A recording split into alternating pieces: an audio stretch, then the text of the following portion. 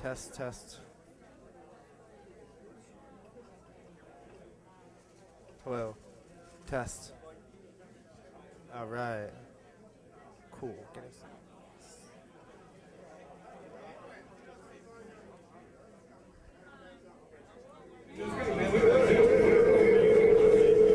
Hello. Yes.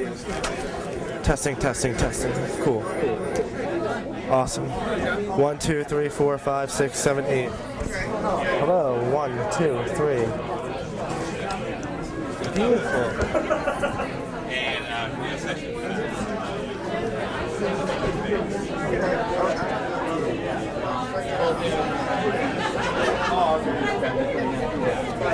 Got it. We got sound? Yep. See? Look at this. Sound. All right, I want to put this in the front. Huh? I'm seeing them.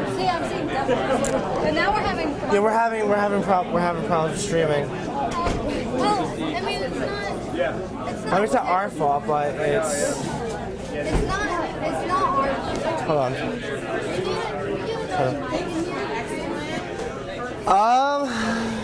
Let's see.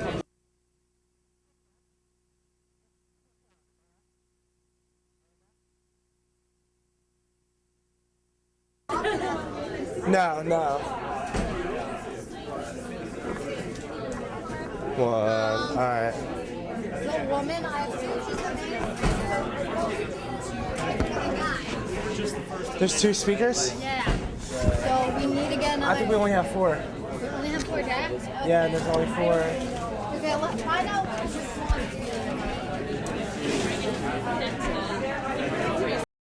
The speaker. Is it both of you? Yeah. Okay, so we have a weird situation. We don't have enough microphones for this. Okay. Refrans, it's up to you. Would you like the mic or do you want me to have the mic? Huh? Okay. Yeah. I guess I'm in. This could go on your left. This goes right there. There you are. Oh boy. I'm a little bigger than I remember. Thanks. That's where you're done. Just leave it on the table and then. Yeah. Thank you. Sure.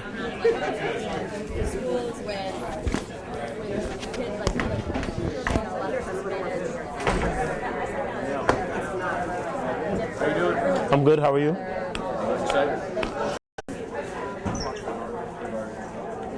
Please do breathe.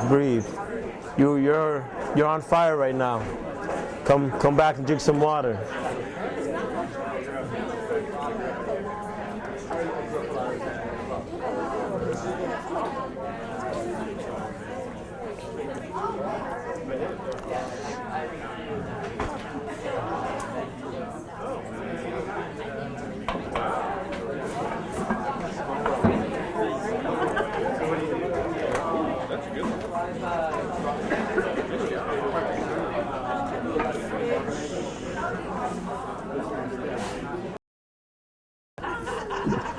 No less than 23 of you have asked me about her, and I'll also say yes, I feel bad as well. But I think the power was not so much in her being here or me being here, but all of you being equally present and alive during this conversation. So this is, I want this to be a safe space, so feel free to say your most honest thoughts, but also know we're in a space where the founders thought it'd be more impressive to ask harder questions of each other and of ourselves. So that's the way I'll preface it. I want you all to be as comfortable as possible, and please join us in our conversation. But before I continue, Mr. Franz Davis. Oh, okay. So I just know that I fully understand that the responsibility in facilitating this conversation, because I was here last year and got to sit front and center with Jose and Audrey, and then the fallout, I hate to say fallout, but the result of that, impact of that conversation on my own person was unbelievably tremendous and empowering in so many different ways. And so I work as a district technologist and in an area that you often don't get to see people like me, but in an area that definitely needs to see people like me. And to have this conversation to transcend itself into maybe how we look at some of these spaces, and the direction that we choose to open up these spaces is it just gives such great meaning to actually being here in this moment. So that's kind of, I guess, my spiel with starting. Yeah, so, and of course, this last year, I mean, who was here last year, by the way, in this room? Awesome. So last year, I mean, I'm just going to recap that very quickly. A really good, nuanced conversation around race and education, but also, for instance, who makes it onto the top 10 educators you must follow list, who gets the BAMI awards, who gets to have their faces on ISTE posters, and all these are the things that we kept struggling with. And there's backroom conversations where there's a lot of swear words exchanged, like is this person to get this, but then there's the outward conversation that we need to have about where does wisdom lie, and then who gets to be the wise person, and why is it that this keeps happening. Of course, this is only accelerated now from all the things that have happened since then. We'll talk about my book later, but there's also this part about Ferguson and all the conversation around that, and whether educators should be part of that conversation, which of course I would strongly advocate for,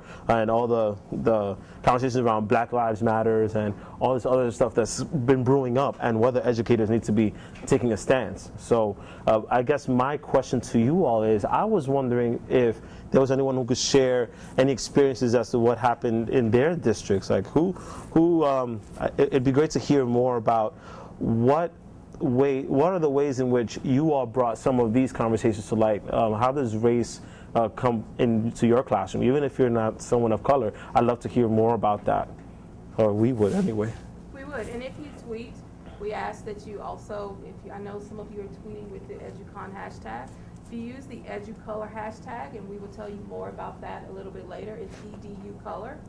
And we're just streaming some of those, so as you tweet thoughts, even if you don't say it outwardly, if we can capture it, maybe we can bring that into the conversation. Yes, so please, anyone. It always starts. Yes, please. Hi, Paul. Yeah. So one of the things that I took away from last year was the idea of elevating voices of people of color, and sometimes using my privilege of both position and race to do that, which is sometimes a very uncomfortable thing to do because it feels like an exertion of privilege to be able to do it. So I just get twisted up all about it. But this year I'm from Boston, and this is the 40th anniversary of our busing, of our desegregation order. So we also started a book club in Boston reading about a book called Common Ground, which is about the history of desegregation, and it's been kind of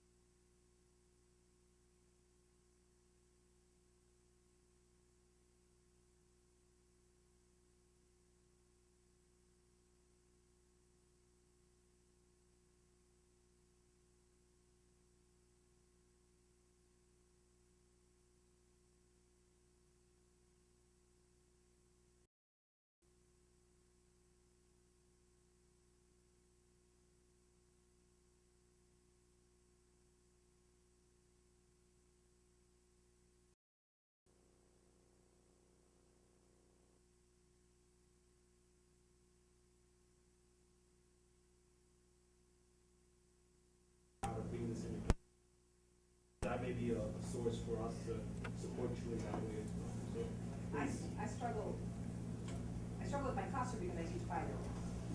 So a lot of this is not stuff that I'm going to be reading in my classroom.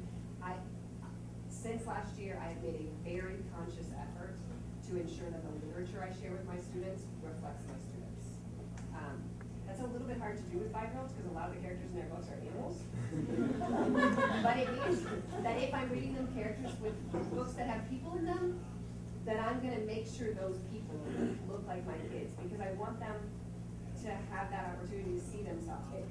I'm amazed to look back now on 16 years of teaching young children and realize how little I gave them the opportunity to see themselves in the books that we share. The other way that I struggle is that as a white woman, I'm not really sure where my place is in this in the wider conversation. And I struggle with where I do have privilege and where I don't have privilege and what that means for me. And so I struggle more as a person than I do as a teacher in this. Yeah, and I would echo the same experience as a white man. My students I teach, the school I work at is predominantly African American, and they don't typically look to me as a source of insight on racial issues.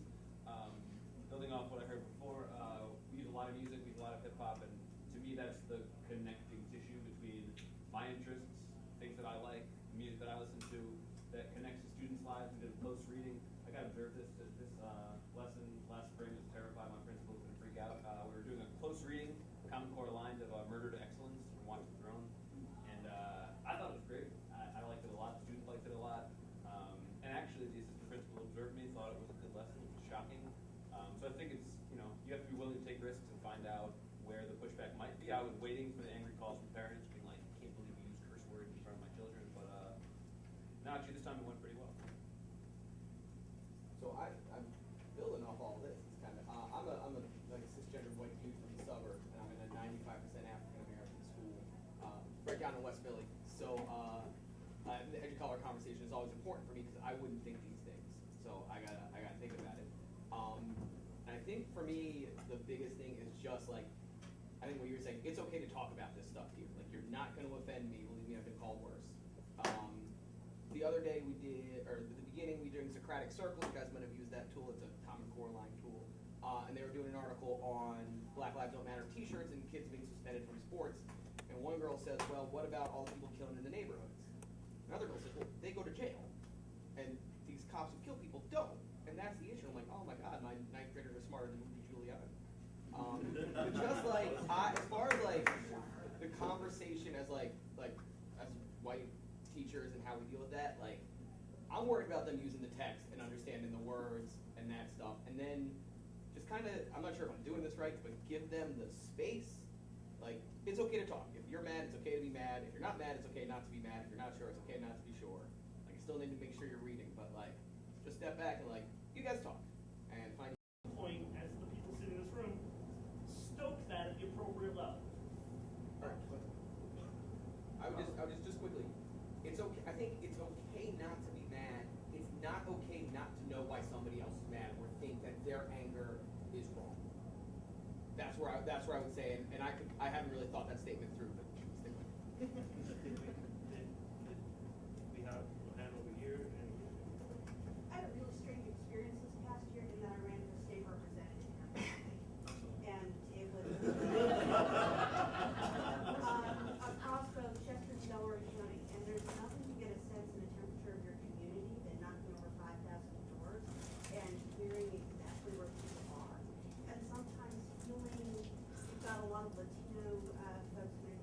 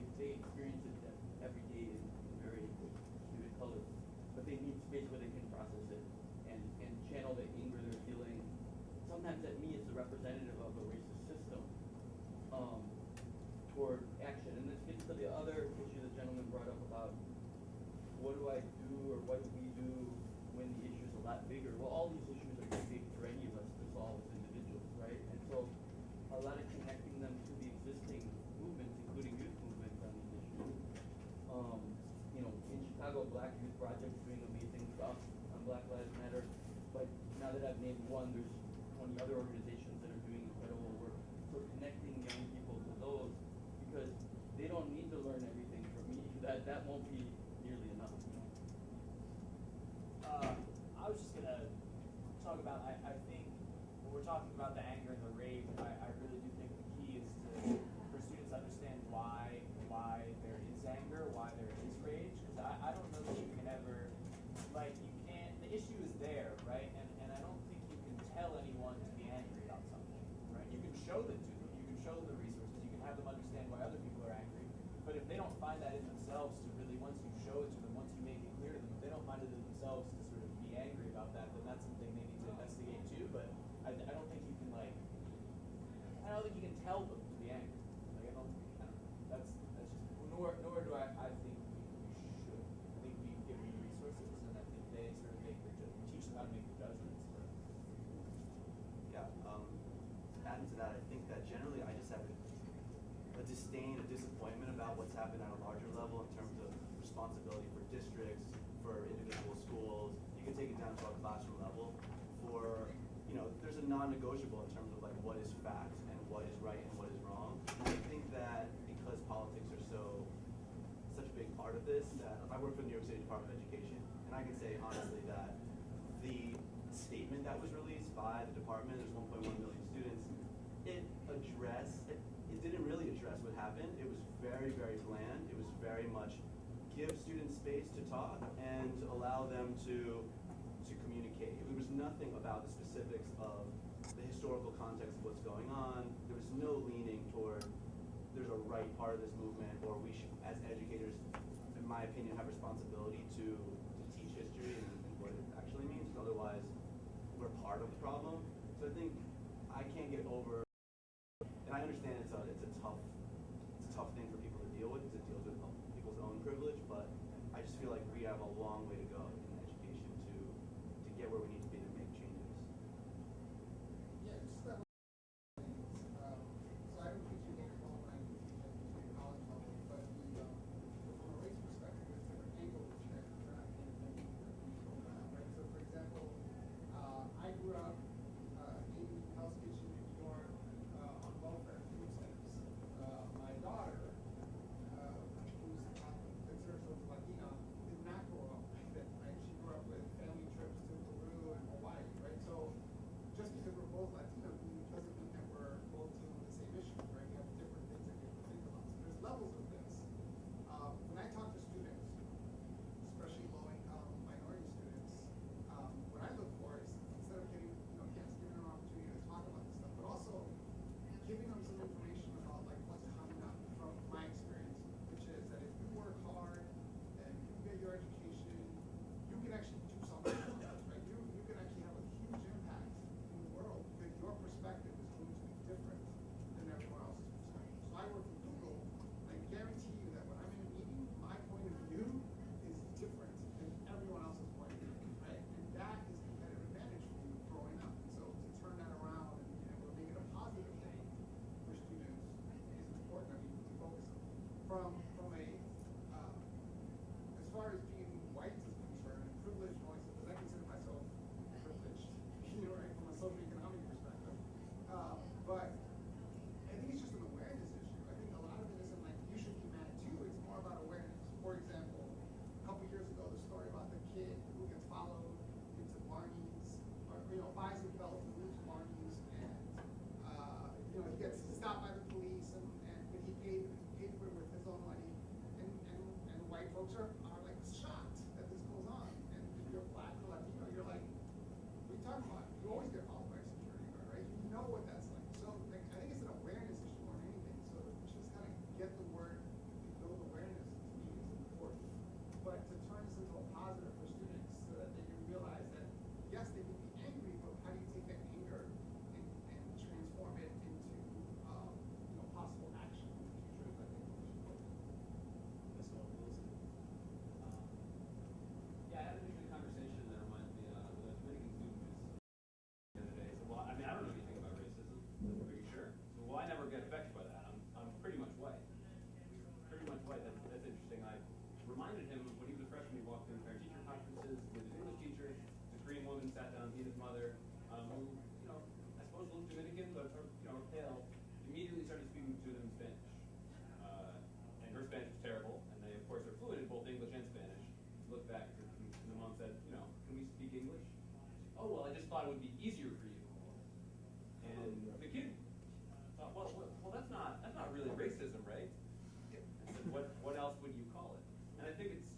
partially rebranding these conversations. When people hear racism, I'm not a racist. I couldn't be a racist. I'm nice. I have a black friend, right? But in reality, I'm a white teacher in the New York City Department of Education is a great example. You can't really be in this position and not be part of a racist system, right? You can't really be in a certain position as a white person without being a cog in that system that certainly grinds down people of color, certainly is not fair, not equitable. I'm reminded the contrast between the Chancellor's letter about Eric Garner, Michael Brown, all these issues, and then that terrible photo that I know Melinda publicized on Twitter about the cops in Staten Island, or the teachers in Staten Island, cop lives matter or whatever it was. Made me sick. But then I was reminded that this is the reality way too many places. I'm also from a white suburb, and now I live in Crown Heights in Brooklyn. I mean, it's astonishing how frequently white people are isolated from these conversations, and I think that's the biggest issue, right? That's the biggest challenge, that people who make a lot of these decisions don't ever have to grapple with the issues that we're talking about. So let me ask then, that's a great segue. I'm thinking in terms of this whole Black Lives Matter, but then I'm also thinking about our own colleagues. When I came in 2011 to my first EduCon, I was maybe one of 3 people of color. That's what it felt like. And I think we've grown significantly in EduCon, where it's like more people are coming of color, but then also diversity of thought. So I think most of you would agree with that. I think a big part of that has to do with the role of those of us who are doing this sort of work too. So then my question to you is, we come out of the safe space, right? Like it's, once those doors open, we go back to our little spaces. How has it been trying to work with colleagues who may not be where perhaps most of us are? Like, I mean, how does, I'm just trying to put that out there. Like, I think it's a hard conversation to have. Like, it's easy to have it right here. Like, I trust all of you, or at least I'll follow you on Twitter and stalk you until you get it right. But then, I mean, but then what happens when you're in a room and people are not quite as like, or maybe they're just not on Twitter, but whatever. How does that work? How does that work within your own district? Well, I've got hammered from both sides, right? I've got hammered from family members who have said the most asinine things. I've called them out in the middle of Thanksgiving dinner, which probably wasn't cool, but I did anyway. And then I've gotten hammered on the other side by being too nuanced with trying to bring more people along and being able to say, like, we have to water this down for some new people to get them on the ship so that they can also have a sense of what's going on. And so it's hard. It's like, I almost feel like it'd be easier to disintegrate, but my mission won't allow me to do that. But I feel like I've got hit on both sides, so I just keep taking punches and keep coming out for the next round. So. I'm going to add to that because I think that nuanced thing is a really challenging situation, but this is a topic that people get defensive about very, very fast. And so when I hear people, and this happens with colleagues where they'll say, oh, well, those students, and as soon as I hear those students, it really doesn't matter what comes after it. It could be positive or negative, but immediately my back is up because of what that says. And I struggle with how to respond to that because my gut response is not going to move the conversation forward. I'm going to shut it down because I'm so frustrated at what I'm hearing that I somehow have to gently push back. What do you mean by those students? What makes you say, really kind of just nudging forward? Because if I say, how are you talking about? Immediately that person is not going to hear anything I say after that. So I think we end up in that overly nuanced because we're afraid, because we want the conversation to move forward rather than building a barrier between us that means we can't keep pushing. I'm in a different role than a lot of people because I'm a parent and I run a parent organization. No, go. Sorry. You keep doing this and I don't know where. I'm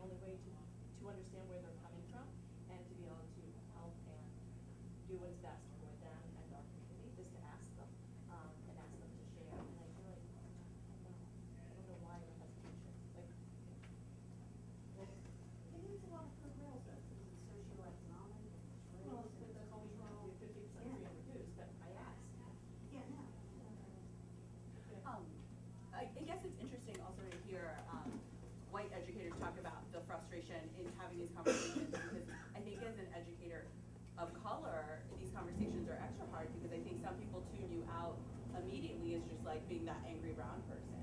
And like, but it's true, I think it's like, of course you're gonna make it about race, right? Of course this is like another thing about race.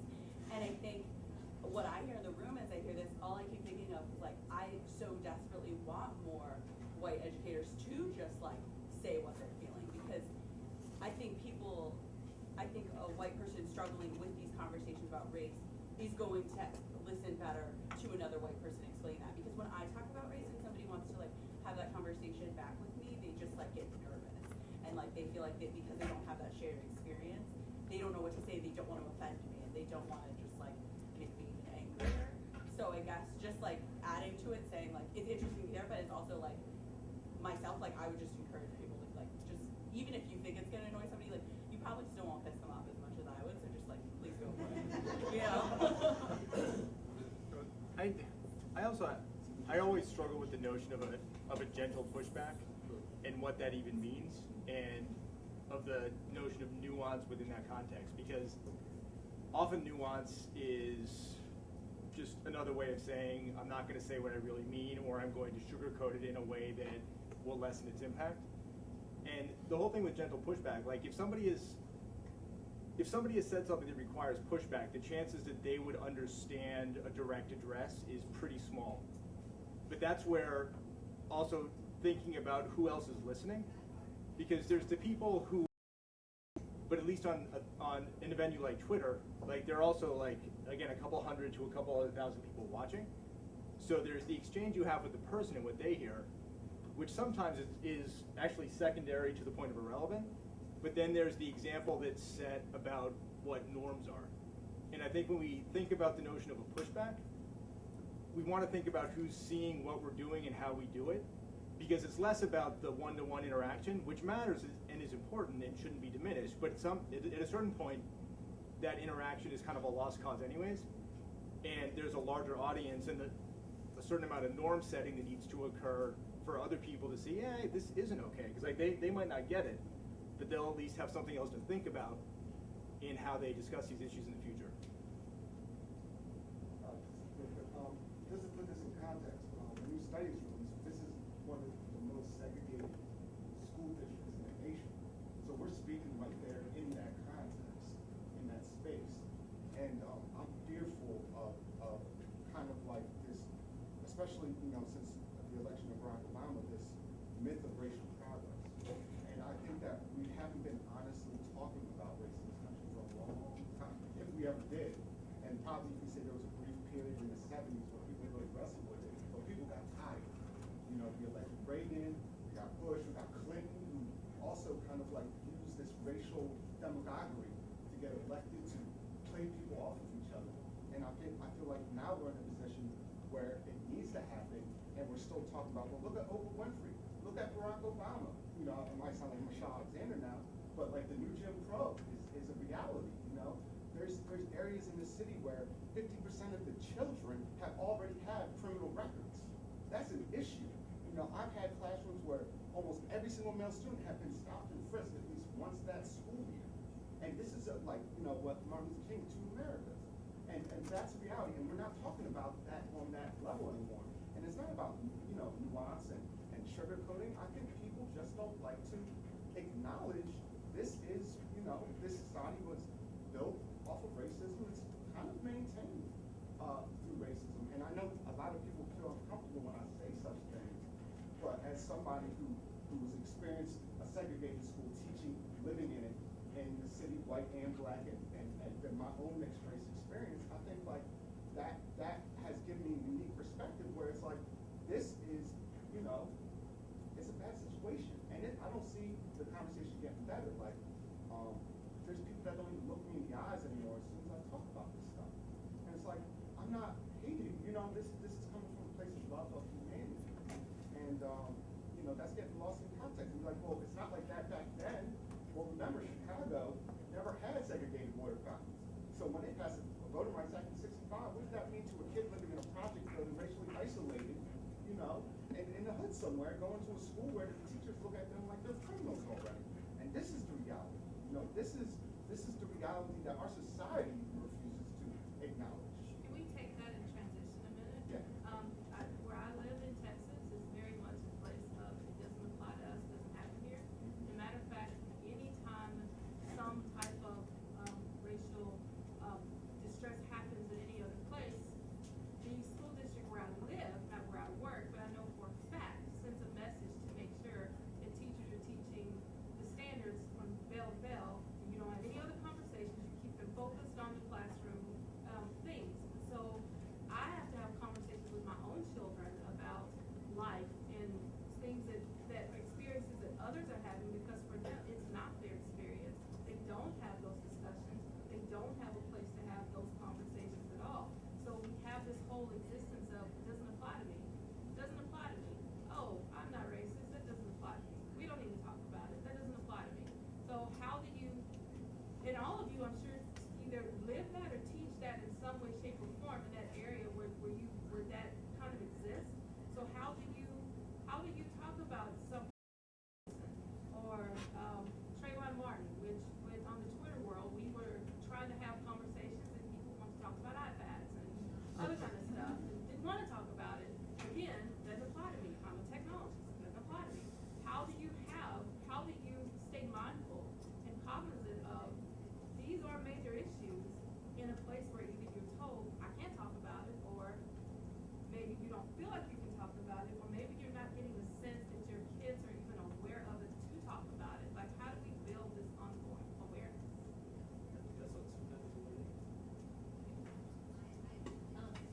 I was thinking in this conversation, especially related to that one of the big things is that racial battle fatigue is a real thing. People of color are required to have these conversations and lead these conversations. And white folks have to step up and not step in front of, but step to the side maybe with other white folks or people who are not at that place and try and lead that conversation with them, or try and be open to those conversations so that this is not, like, racial battle fatigue kills people. It leads to early death for men and women of color, and it's uncomfortable, but you have a whole lot of privilege as a white person to make up for that discomfort. So, like, sorry, that's the real deal, but in these places where it doesn't apply to us, right, is talking about, like, being white is a race. That's a big issue that I don't think comes up. Like, these issues, I mean, you think when you're teaching science, you're just teaching science, or you're just teaching math, or you're just teaching English. All of those subjects are affected by racial and class biases and everything. There's no reason why you can't bring this up in your science class. I know this is just Twitter, but hello, there's a reason why people are white and male. Why can't we have that conversation? Why is math easier for boys? There's that's embedded in our entire educational system and every discipline that we teach. And we should be talking about those things. My comment was just about, I've heard some people, well, first of all, this conversation is great, and knowing that everybody is involved is really excellent. I work in a bunch of different schools, so I'm able to see, like, how much of this is present. There are marches on the street, how much is present in different areas of New York, and talking and working with teachers, some with much more of a passion toward teaching this, and others who, I think some of the default might just to be kind of like ignore it, it's not really that important, let's just let things go on, and I'm not required to do anything, so, or I feel uncomfortable with it. I think that having lots of friends who are smart, intelligent, caring, great people, and this is not just in education, but like conversations you have to have with people you care about that don't have the knowledge of either what's going on right now or what's gone on in our history, because Latino kid that's in college, 2.7 are in jail. If you're black, you have this likelihood of being arrested. We started the stats out. There's only one or two things solutions that we're focused on to take care of these things, right? So in other words, if you are a black or Latino kid in this country, you have a 8% chance of graduating from college, right? That's a stat. More importantly is what are we doing about it, right? What are the actions that we need to take? So I think if we, one, become aware of our own biases and realize that there's issues out there, instead of just highlighting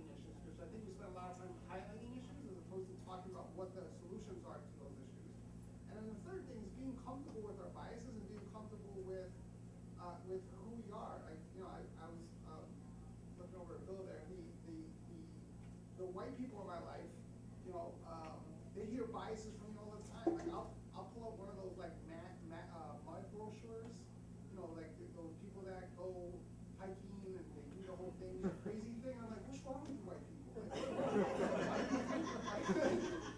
And so they're like, and then he can highlight things that we do, right? So like just to bring them out in the open and talk about things, you get people more comfortable that way. I just was struck by what you were saying about the learning because I teach in a suburb school that's very white and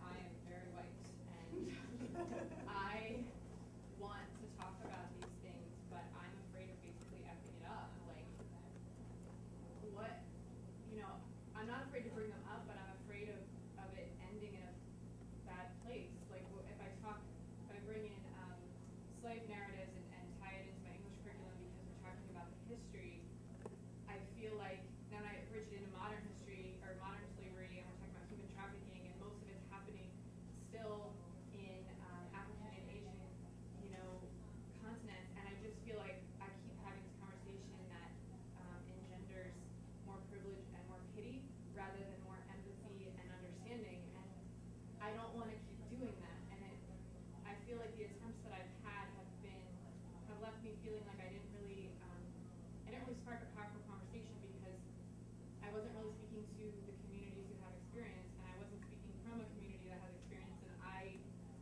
want to know what learning needs to take place to have a good conversation if the communities we're talking about are represented. I just feel like I could really F it up. Like, is it worse for me to bring it up and have a conversation of people who don't really know what we're talking about and end up feeling like, yay, we're not them and we don't have those problems? Because that's what I feel like my kids feel. And I don't want them to feel that way. But then I'm not a person of color speaking from personal experience. So, like, what text do I bring in and how do I get those voices represented when they're not in my student body and they're not in my faculty and they're not my stories? And that's like a huge question I would love to have answered before I try to teach this again and bring it up. I think I saw 3 hands. 1, 2, 3. So first, I think there's a wonderful thing we all need to remember. We're not the first people to have this conversation. And that's really important, right? And I say that because there are amazing resources out there for having challenging conversations, for being able to do these things, and we can learn from others in really powerful ways, right? So whether it's challenging conversations about race, whether it's, and there's others, my brain just stopped. The other thing I think that for asking them together and finding our small a answers to them, right? And I'm very, very lucky. I get to say always, this is my small a answer, right? And your classroom, where kids can feel safe to bring up hard questions, to turn this lens on the things they can do and create that space for themselves, can be their and your small a answer to these very, very, very hard questions. And if we all did that and moved from there, we would be better. And I think we have to hold on to I teach entrepreneurship, and I'm in the Army. I've been doing this for 20 years. So I have some of the same conversations with my own kids, but more importantly, around it asks me to do things that have like comparable levels of high risk. Here's grenades, go teach people how to throw them. Here's rockets, go teach people how to shoot them. Actual lives are on the line. So when I have these conversations with my kids, there's 2 things that I do with them. 1, I figure out first, what is it I'm actually going to have to wade into first. 2, I figure out what I'm going to have when I have that conversation with them.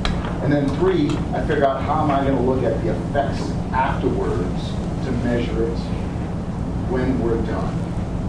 Because I only have 2 full-time students in my house, and I only teach a couple of students. I've got to take them from being little tiny humans and make them into giant, awesome humans, full spectrum, everything. But there's another piece that goes with that. I've got teaching how to shoot rockets and claymores and grenades and all that type of stuff. I've got my mentors that I work with before I even get into those 3 phases of things that I do. And if my mentors don't know to help me plan out and execute and then assess afterwards, I go find experts from within my own community, or my PLN, as we say in the educational world, to help me before I even get into executing. And as it's lesson plan development and all that type of stuff, the more important these topics are, because we have some that hit us in the classroom that are really, really important, that have a very short fuse, that need to be integrated into discussions like the next day. That's when it's important to reach out to people who are our guides, our mentors, our coaches, those of us who are helping us through our lives, and say, I'm going to need your help. If I don't talk and incorporate this into some kind of lesson tomorrow, Wednesday, by Friday, I'm missing the opportunity because this is important. I've got this coming up on Friday. Can you help me figure out the blocks that I'm going to need to do, the ways to tie it into this lesson plan I've got, and the ways afterwards I can look at whether I'm really having the effect on the kids to make sure it's hitting. And if you've got a good mentor, a good guide, a good... But make for an easier conversation. I think it also makes for an easier conversation if we're not just teaching slavery, if we're not just teaching the civil rights movement. That's exactly what I right. want. So I'm saying, Why are we teaching? right, but I'm saying I think that that kind of response is much more. If the only time that you're talking about Black culture is in the context of slavery, then it's going to bring up those kinds of tense interactions or those kinds. But if you're talking about Black culture and using ethnic studies, which we need to have in all schools, and talking about the contributions of because a big population of New York City was African Americans, and it was important to understand where they came from. There's a great book called Savage City. You don't read that book, you don't know, the migration patterns of the South coming into the cities, creating what we have now. All these other things, right, made up our country. So every state, I guarantee you, every state has an African American history, has a Latino history, has a Native American history. We haven't even talked about. I live in Phoenix, and most people in this room probably don't know how many tribes we have in this country. Right? We don't talk about Native American studies, and like all those cultures have made up whatever state, whatever district we're in, and we should be studying all of them in a positive way, not just the slavery. Well, then Zach, I think. Well. Yeah, I just wanted to emphasize there's a reason it's hard to find resources that play off Black culture, Black achievements throughout history, and Latino and Native American, right? This is not a coincidence, and a lot of us, myself included, went through school. I think my only Black teacher was a phys ed teacher in middle school. Never again, right? And all the readings I did in history class and English class were white authors, white people in textbooks. And so I started teaching and all of a sudden realized I don't know anything, right, about the students I'm serving, about the people I'm working with, and so it does take extra work, and I think part of that is getting comfortable going outside the canon, right? A lot of times as teachers are told, this is your reading list, right? These are the books you can choose from. Ernest Hemingway, Charles Dickens, dead white guys. But there's lots of great resources beyond that, right? So use hip hop in class, use poetry, use the kind of resources that, like Jose's book, for example. But there's tons and tons of really good stuff that is oftentimes excluded on purpose from the resources that we have, but it's out there. Okay, I think we had Zach next, right? Zach.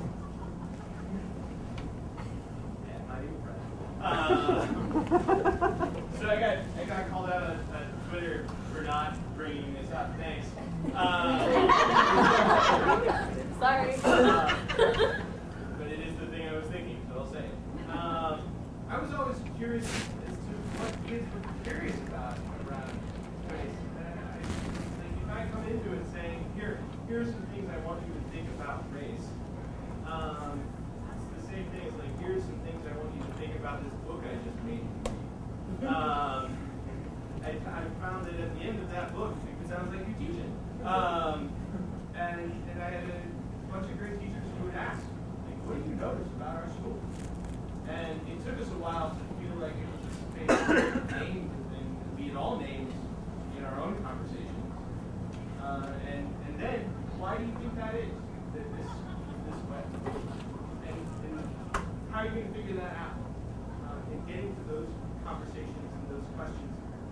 it's not like kids are not curious about anything.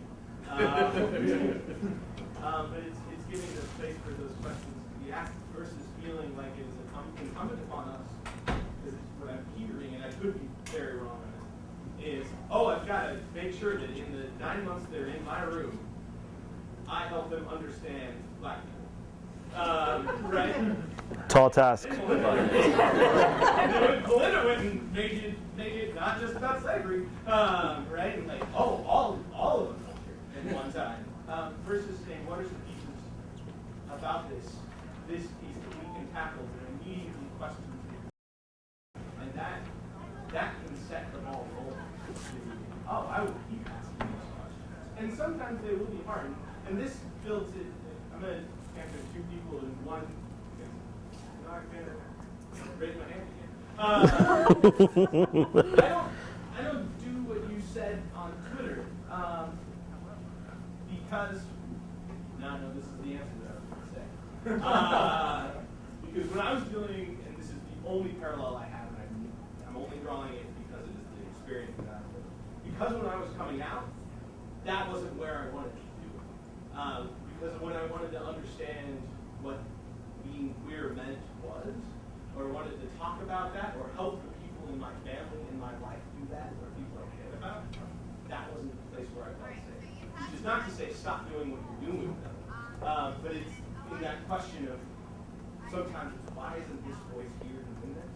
Because it's not where I feel like I'm the most effective in having a conversation, which sometimes frustrates me. But sometimes the way you do it frustrates me, right? And that's okay, because I still know that you're a person whom I care about. And that is the piece that seems to drive. I think I saw Nicole. Did I see your hand up here? Or, oh, sorry. So then I had David, and then. So I think it's interesting talking about the role of personal experience. Anybody that's talked at all about privilege knows that privilege is a blinder, and so it makes sense to think.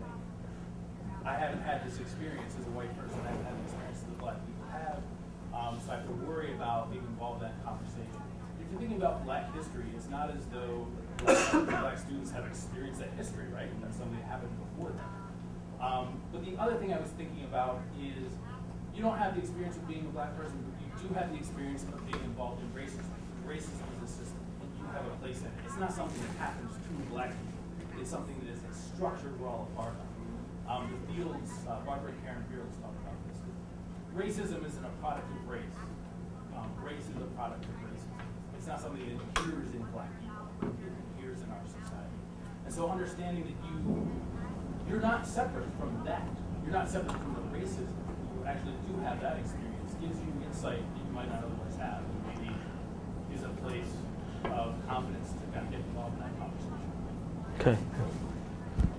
Yeah, I was just gonna, I do want to, so first I want to push a little bit against the positive portrayal idea, because I think that is what leads us to what has led Black History Month to feel, something like Black History Month to feel sanitary, and to feel like it's just accomplishment, so like to feel like it's the complete opposite, right? I think what we need is not positive, what we need is... Yeah, we don't need a Black History Month. Well, no, I'll push against that. Carter G. Woodson, Negro History Week, that's where Black History Month comes from. There's a reason why Carter G. Woodson is not discussed. Martin Luther King had a dream, Barack Obama's. See all sides, and I think that's where you get those questions. Like, I think showing them that and like giving them something that they can really connect to, because I think slavery, like, it's hard to like connect. Like, you can think like, oh, it's really bad, but it's like hard. It's hard for a kid to sit in the suburbs to like connect to that, right? And so that's why I think, like, going back to what I said earlier, like looking at those "if they gun me down" images is really powerful. And I think kids in suburbs can connect to that and can look at that because they're on social media too, right? And I think it's like it's a foot in the door, because it's like that's a real like human portrayal that I think kids across the spectrum can connect to and talk about. And I think that's where the conversation starts and the questions come and really start diving. Okay, see, please. Okay, no, you can't disagree, never. Go, Melinda. I offer a counter consideration.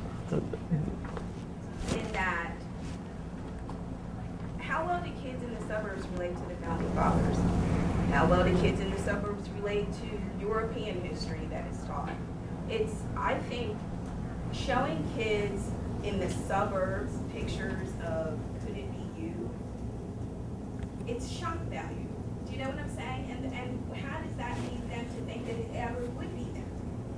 I'm not countering your teaching strategy, but I'm asking you to consider the fact that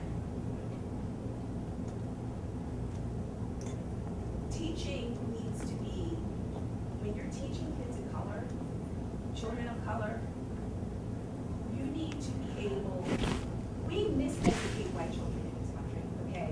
We talk about teaching and black history and all of that for black kids, it's for white kids too. And the way that we use curriculum in this country is a travesty. I'm sorry. I think, Can I add actually, yes, please do. Add. Okay, just two things to that. And I think also, like, are we teaching slavery, like, for the purpose of, like, children to relate to it? I mean, I guess I'm just curious as to, the conversation is kind of like, is really interesting to me because I think it's like a conversation about privilege, and so much of the comments are, as a white teacher, this is what I don't know. What do we teach kids in the suburbs? And I just like, that's what we're saying. That's one. It got picked up in the trend of the flow of the conversation. I want to make sure we're specific about what we're talking about there. Yeah. So. You know, I don't think we miseducate our suburban kids. I think we diseducate them. I think it's purposeful. We're not. Do you mean white children? No, I mean suburban. Okay. So I mean even a handful at best of black students in my school. We diseducate them. We're not miseducating. I think the curriculum and the slavery and my students who think civil rights ended in the 60s. That's purposeful diseducation. And that's what we're fighting against. We're fighting against a state standards or the curriculums that are meant to disillusion our students about that racism is over and it ended in the 60s. You'd be surprised at the common fight that we have about that amongst our own. I think I saw our own peers in our own classroom. And I think for all of us, particularly those of us who say we don't know, and so how do we introduce, how do we talk about it? And until we change the environment in which we work and where the teacher is the answer giver, the big A, I love that. I think it's Chris back there. That's right. The little A, right? I can't see, but of being the person who can only help them find their little answers, and I have no big letter answers for you. Until we change that paradigm in our own classroom, we will continue to diseducate our students because that's all we know. I think I saw. And so, the discussions of race can't happen in a bubble. We have to take a look at how we set up our classrooms and how we set up our schools. And what do we mean by suburban? And none of that happens unless we can buck a system that has been set up to make sure that my white students and even my suburban black students think racism ended and the civil rights movement ended in the 60s. But until I can be just the purveyor of questions and help them find their answers, we have no chance. We have such little time, but I'm going to take like 4 of them. 1, 2, 3, 4. Yeah, I shared some discomfort as far as the direction of the conversation, but I think that's good. I mean, we're reflecting the society, and I want to kind of reflect that back on some of what's been raised in terms of when you talk about, as an educator of this background in a segregated suburb or in a segregated part of the city, I think we need to be self-reflective on that too, which is we need to bring to the classroom the fact that reality is unjust, right? Like, there shouldn't be all white suburbs where people are having trouble processing issues of race because there's a lack of experience there. Now, as an educator, we do have to figure out how to then walk into the classroom that day and teach, right? I don't think though that we're gonna be able to figure out, like, finding great resources is great, we should do that. There's nothing I can do to bring in a perfect resource though that's gonna address that. I need to connect my students to organizations, to people, to other students, to their peers across the country. We have, you know, we're sitting here in this room in acknowledgement that we have more ability to do that than any time we've had before. Even as the issues of, you know, smart missiles, misguided men, right? So I really want to think about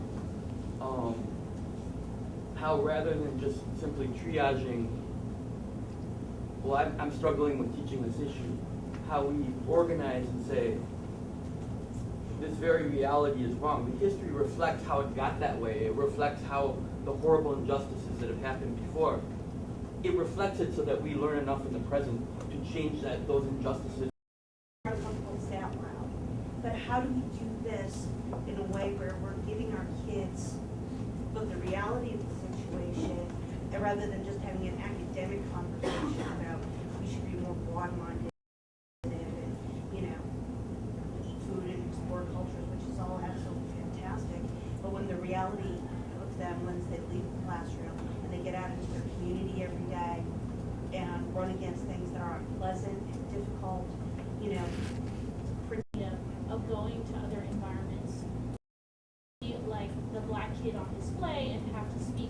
I also think about how we educate them, but there is no, it's a whole nother issue, but there is,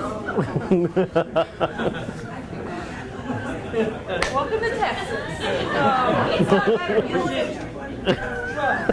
That's it, but there is no connection to him. He doesn't see himself as an executive at Google. He doesn't see himself as, I can be a doctor or a lawyer. I can be a whatever his brain decides to make his own whatever. He doesn't see himself as that. He's constantly hit with, these people can do these things, you cannot. My niece is 18 years old. She's about to be 18. We went prom dress shopping, and I caught her staring at herself in the mirror and kind of looking at a young white girl also trying on a prom dress, and I heard her murmur something about hair and the way her body type is versus the other body type. And as we went into this conversation, she says, well, if you look at magazines, Amy, you don't see any black people, and she's darker complected. You don't see anybody like me. That's pretty to me is blonde, long brown hair, or long brown hair, long blonde hair, really thin, not like me. And it hurt me as an educator, first of all, as a parent, an aunt. It hurt me even more. Colleagues kind of struck a nerve for me. And nowadays, all of a sudden, it's cool. I mean, we have, what? You have Diane Ravitch, Randy Weingarten, Lily Eskelsen Garcia, all coming out with statements about Ferguson. We have all these people who found more than one black friend, and it is revelatory in the least. And I would suggest to you that anytime that you think about, love it, ladies and gentlemen, hashtag EduColor at Rafranz Davis.